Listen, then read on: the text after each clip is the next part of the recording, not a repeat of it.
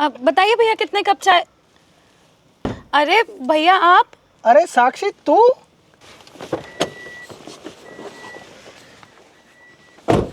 और बहन कैसी है तू? मैं बढ़िया हूँ भैया, आप बताइए आप कैसे हैं। अरे ये कौन सी बहन है इनकी? अरे इन्होंने तो बताया था कि इनकी बहन अब्रॉड में पढ़ती है।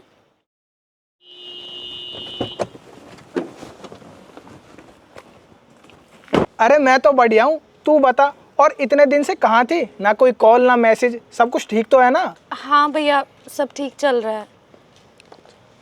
प्रिंस, ये लड़की कौन है? ये मेरी बहन है। लेकिन तुम्हारी बहन तो अब्रॉड में जाके पढ़ाई कर रही है ना, तो ये कहाँ से आ गई? ये कौन सी बहन है तुम्हारी? हाँ हाँ, मेरी सगी बहन तो अब्रॉड में ही पढ़ती है। ये भी मेरी बहन है, मुँह बोली बहन। और गेस व्हाट साक्षी, तुम्हें पता है कौन है?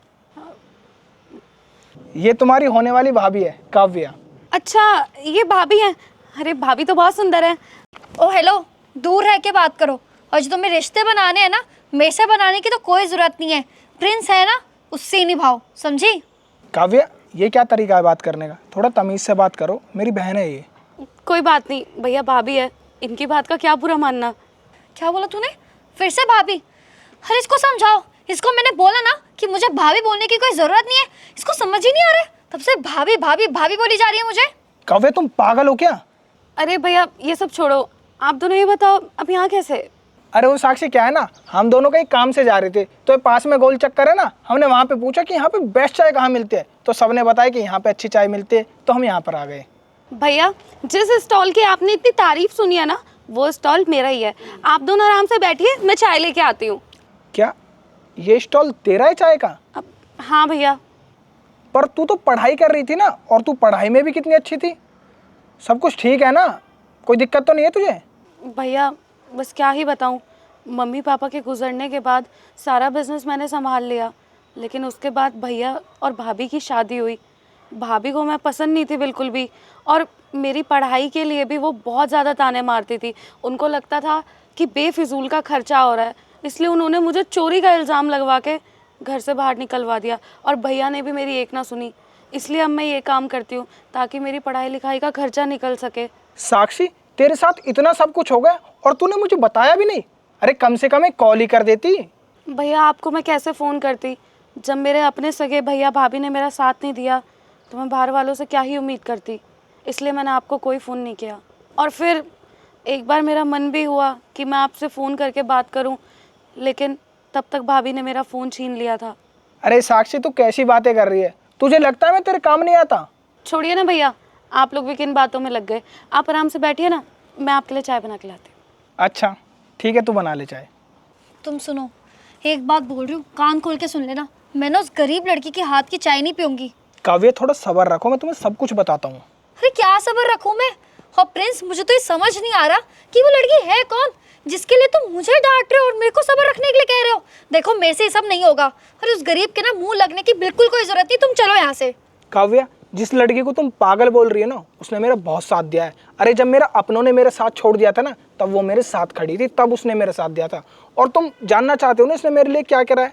जो मैंने पढ़ाई करी है, मैंने ग्रेजुएशन करी है, सब उसी की वजह से है। मैं बताता हूँ कैसे। ये लो भैया, आपने नोट्स मंगाए थे ना। क्या हुआ भैया, आप कुछ परेशान लग रहे हो। क्या बताऊँ साक्षी, तुझे तो पता ही है, मैं MNC कंपनी में जॉब करता था और वो कंपनी यहाँ से शिफ्ट हो गई है, तो मुझे नौकरी से उन्होंने निकाल दिया और अब मेरे पास कोई जॉब नहीं है। और साथ में मैं पढ़ाई भी करता था। उस पढ़ाई की फ़ीस ही इतनी थी कि मैं कंपनी में जॉब करके जैसे तैसे फ़ीस जमा करता था। अब मेरे पास जॉब नहीं है तो फ़ीस भी जमा नहीं हो पा रही। तो कॉलेज वाले भी बोल रहे हैं क्या तो फ़ीस जमा करो या तुम्हें कंपनी से निकाल देंगे। तो अब मेरे पास कोई भी ऑप्शन नहीं है, मुझे अपनी पढ़ाई भी छोड़नी पड़ेगी। जैसे मेरी नौकरी छूटी है और मेरी पढ़ाई छूट गई तो मेरे जो भी सपने थे, जो भी मैं ज़िंदगी में करना चाहता हूँ, सब बेकार हो जाएगा। बस इसी बात की मुझे टेंशन है। अरे नहीं नहीं भैया, आप अपनी पढ़ाई मत छोड़ना, आपका तो लास्ट ईयर है ना, और आपका पढ़ाई करना तो बहुत ज़रूरी है।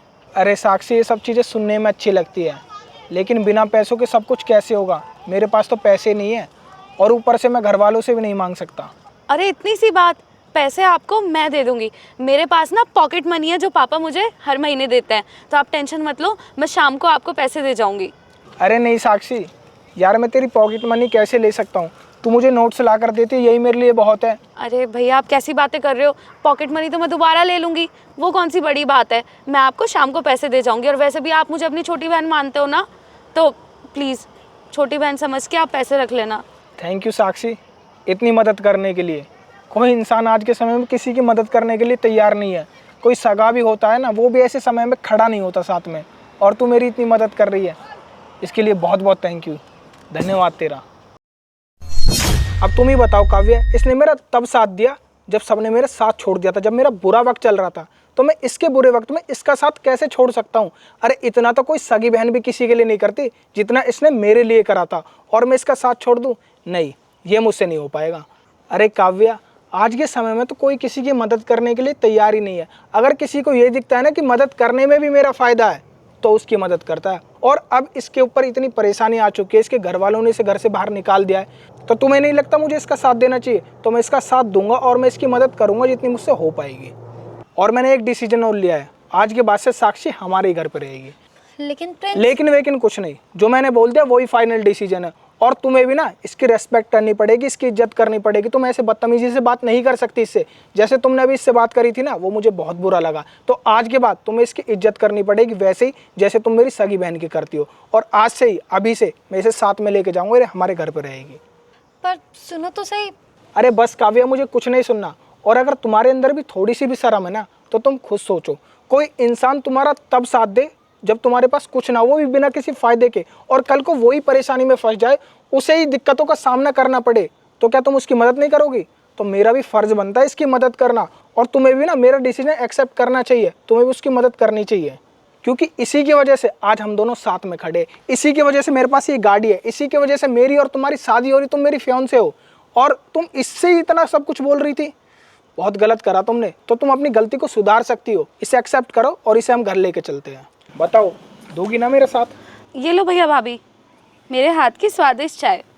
अब साक्षी, साक्षी प्लीज़ तुम मुझे माफ़ कर दो। मैं तुम्हारे साथ जितनी भी बदतमीज़ी करी, जितने भी बदतमीज़ी से बिहेव किया, मुझे तुम्हारे साथ ऐसा नहीं करना चाहिए था।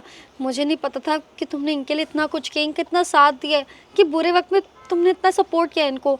अब तुम्हें मेरी बातों का बुरा तो नहीं लगा ना? नहीं नहीं भाभी, भला अपनों की बात कभी बुरा माना जाता है क्या? अच्छा अब सुनो, अब तुम्हें ना ये चाय की दुकान लगाने की ना कोई ज़रूरत नहीं है। अब ना तुम हमारे साथ हमारे घर पे चलोगी और हमारे साथ ही रहोगी। तुम्हें जितनी पढ़ाई लिखाई करनी है ना, अब आराम से हमारे घर पे रह के करना, समझी? नहीं भाभी, मैं ऐसे कैसे चल सकती हूँ, और मेरी ये दुकान भी तो है। अरे ऐसे कैसे क्यों नहीं चल सकती हो? वो तुम्हारी दुकान वगैरह ना हम सब देख लेंगे, अभी तुम घर चलो। चलो।